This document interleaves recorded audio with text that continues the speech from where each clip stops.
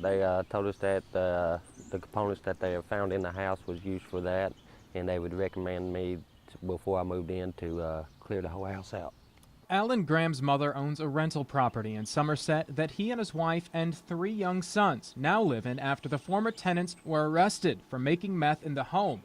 Meth labs are rated Tier 1 through 4 by the Kentucky Division of Waste Management, 1 being the least amount of contamination, 4 being a mass production meth lab.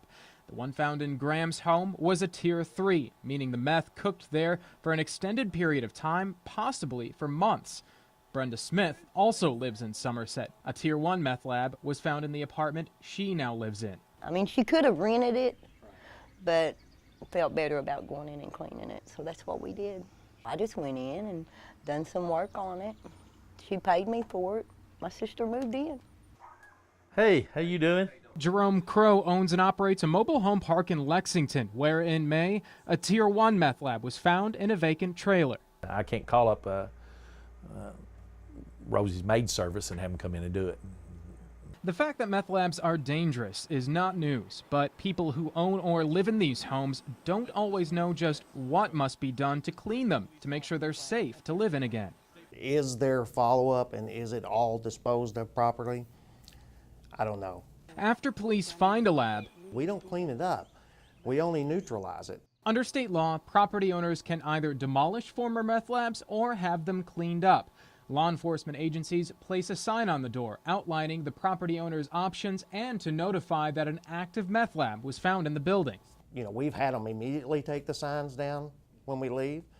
He just told the landlord that that we had to let the renters aware that what had taken place here. And Smith says her landlord even cut her a deal to clean out the contaminated apartment she and her sister now call home.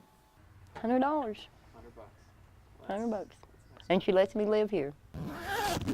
And what I'm wearing is called a tie-chem suit. This is base level, bare minimum protection for law enforcement whenever they go anywhere near a meth lab cleanup scene. Now, what I found when I went around to talk with people who had done the cleanups themselves is they weren't properly protected. Did you, did you have, like, protective gloves? Oh, a yeah. mask? I didn't wear no mask. We kept all the windows open and the door open. I confirmed with the sheriff's department if I could strip it out, and they said sure, as long as I wore, mask and things like that. I have not had it tested yet. No, sir, we haven't. Those fumes permeate the residence where it's being cooked, or the motel room, or the business, and it permeates the fabrics, it permeates the walls. We don't know, what the entire effect of all of those chemicals are, but we know it's not good. State officials say if the home is going to be lived in again by anyone, the best but not required method is to find a state-certified contractor to clean it. I've got to go with one of these companies here. I learned a long time ago, if you do it the right way, the right way is the only way. The reason why they probably don't is it's expensive. These things cost a lot of money. A typical response for us is probably around $10,000. It probably costs equally that much to clean it up. Cleaning it up on your own can be costly and still not make it as safe as it needs to be. Cost us still, at that time, it still cost us around about $7,300 to replace the sheetrock painting and all that things. The fact is, whether it costs $100, $7,300, or $10,000, there's a right way and a wrong way to make sure your home is safe for life after the lab.